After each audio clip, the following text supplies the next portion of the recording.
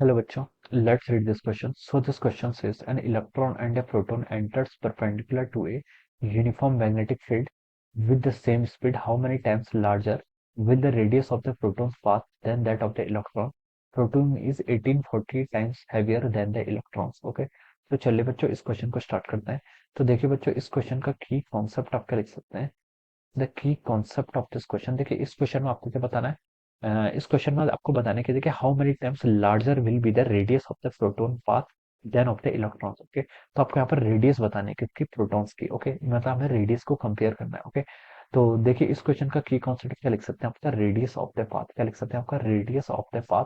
That will be the key concept of this question. Okay, तो चलिए बच्चों इस क्वेश्चन को स्टार्ट करते हैं. रेडियस ऑफ द पाथ का मतलब क्या है. तो देखिए बच्चों इस क्वेश्चन बोला कि इलेक्ट्रॉन और प्रोटॉन्स हैं दीज आर एंटरिंग, ये एंटर करते हैं आपका perpendicular to uniform magnetic field. Okay, uniform magnetic field मान लें कि कोई मैग्नेटिक फील्ड आपका इनटू द स्क्रीन है. Okay, magnetic field is pointing into the screen.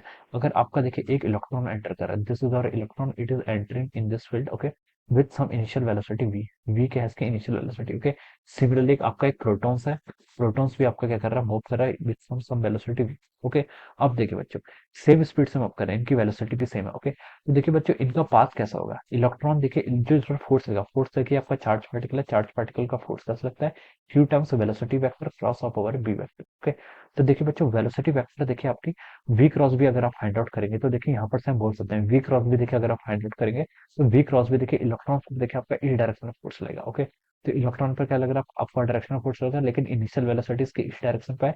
तो इलेक्ट्रॉन देखिए आपका ऐसे मूव करेगा. ओके, जिस तरीके से मूव करेगा फिर इलेक्ट्रॉन पर देखिए फोर्स आपका वी क्रॉस भी होगा, ई टाइम्स वी क्रॉस भी होगा. वी ऑलवेज क्या लगेगा इनवर्ट डायरेक्शन में, तो इलेक्ट्रॉन देखिए आपका इस तरीके से सर्कुलर पाथ ट्रैवर्स करेगा. ओके, सिमिलरली प्रोटॉन भी क्या करेगा, एक सर्कुलर पाथ क्या करेगा आपका ट्रैवर्स करेगा. तो हम बोल सकते हैं देखिए इस कंडीशन पे आपका जो टोटल फोर्स लगेगा वो क्या होता है आपका q times v vector cross v vector. Okay, velocity vector और मैग्नेटिक फील्ड वेक्टर के बीच में आपका एंगल कितना 90 डिग्री. तो आपका फोर्स हो जाएगा यहाँ से क्यू वी बी के इक्वल हो जाएगा. Okay, this will be the magnitude of the force. कितना होगा आपका क्यू वी बी के इक्वल हो गया. ओके, ये पार्टिकल क्या कर रहा है देखिए सर्कुलर मोशन ट्रैवर्स कर रहा है. तो हम बोल सकते हैं कि यहाँ पर जो आपका एक फोर्स लगेगा. ओके, ये किसके इक्वल होगा, जो आपका फोर्स क्यूवीबी लग रहा है ये आपको यहाँ पर से सेंट्रीपिटल फोर्स यानी कि m b square by r के इक्वल होगा, where r is the radius of the circle जिस पर आपका इलेक्ट्रॉन्स या फिर प्रोटॉन्स क्या कर रहा है आपका मूव कर रहा है. ओके, तो आप इस तरीके से क्या कर सकते हैं, इसको यहाँ पर से ऐसे डिफाइन कर सकते हैं. ओके, अब देखिए आपको बताना है यहाँ पर रेडियस का रेशियो फाइंड आउट करना है. तो देखिए आप क्या लिख सकते हैं, इस वेलोसिटी वाले टर्म से इस वेलोसिटी वाले टर्म को कैंसिल कर लीजिए. यहाँ से आपकी रेडियस कितनी हो जाएगी आपकी m v divided by q times b. Okay, this will be the radius. ये आपकी क्या आ गई रेडियस आ गई. ओके, किसी चार्ज पार्टिकल की. ओके, क्वेश्चन में देखिए आपसे क्वेश्चन में बोला गया कि देखिए क्यू वेक्टर देखिए इलेक्ट्रॉन है प्रोटॉन है दोनों का चार्ज इक्वल रहता है. ओके, मैग्नेटिक फील्ड आपका दोनों के लिए कांस्टेंट रहेगा, वेलोसिटी देखिए दोनों की सेम है. तो जो आपकी रेडियस है वो किस पर डिपेंड करेगी, आपके मास वाले फैक्टर पर डिपेंड करेगी. ओके, तो हम क्या बोल सकते हैं देखिए जो आपकी रेडियस है it is proportional to the mass. Radius आपके मास से प्रोपोर्शनल. ओके, आपको यहाँ पर देखिए किस किस की रेडियस का कंपेरिजन करना है, radius of the proton to the radius of the electron. Okay, तो देखिए मास ऑफ ये किसके प्रोपोर्शनल करेगा, mass of the protons divided by the mass of the electron. Okay, इस तरीके से क्या करेगा आपका प्रोपोर्शनल करेगा. क्वेश्चन में देखिए आपको क्या लिखा है, proton is 1840 times heavier than the electron. यानी कि मास ऑफ प्रोटॉन कितना हो जाएगा आपका 1840 times the mass of the electron. ये आपका यहाँ से इतना हो जाएगा.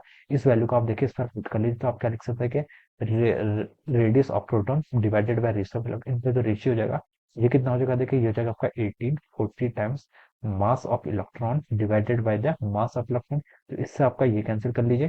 तो यहाँ पर से आपका कितना टाइम था गया देखिए RP divide by R E का जो रेशियो आ रहा है कितना आ रहा है आपका 1840 बाई 1 के इक्वल आ रहा है. ओके, तो ये क्या हो जाएगा यहाँ से हम इसको लिख सकते हैं. ओके, तो हम क्या लिख सकते हैं देखिए आपकी जो आरपी है, आरपी आपकी रेडियस ऑफ द प्रोटॉन है आपका 1840 टाइम्स है compare to the radius of the electron. Okay, तो क्वेश्चन ये बोला था how many times larger will the radius of the proton path be than of the electron. Okay, तो electron की comparison कितनी हो जाएगी आपकी 1840 टाइम्स हो जाएगी. Okay, so this will be the answer of this question. ये क्या हो जाएगा आपका इस क्वेश्चन का आपका फाइनल आंसर हो जाएगा. ओके, कितने टाइम्स होगी आपकी 1840 times. Okay, this will be the answer. ये इस क्वेश्चन का आपका आंसर है. So I hope you all understood this concept. All the best and thank you so